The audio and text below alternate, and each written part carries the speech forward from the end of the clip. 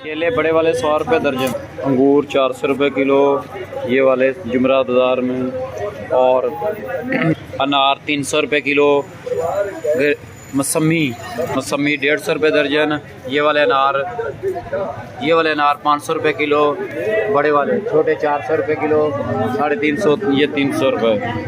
ठीक है, जुमरा बाज़ार का ये रेट है। केला 100 रुपये दर्जन, अनार इस तरह के 300 से 350, बड़े वाले 400, मौसमी 150 रुपये दर्जन, अंगूर 400 रुपये किलो। अस्सलाम वालेकुम दोस्तों, जुमरात बाज़ार में ये सेब आपको सिर्फ 200 रुपये किलो, बड़े वाले अच्छे वाले सेब सिर्फ 200 रुपये किलो, 200 रुपये किलो सेब जुमरात बाज़ार में। ये अंगूर सिर्फ 350 रुपये किलो, सुंदर खानी बड़े अंगूर 350 रुपये किलो, अनार 300 रुपये किलो, 500 वाले अनार 300 रुपये किलो, सेब 500 रुपये वाले सिर्फ 300 रुपये किलो में मिल जाएंगे। गाचा काला किलो सेब 300 रुपये किलो, ये 300 रुपये किलो, ये अंगूर 350 रुपये किलो, 400 500 वाले, और ये 200 रुपये किलो।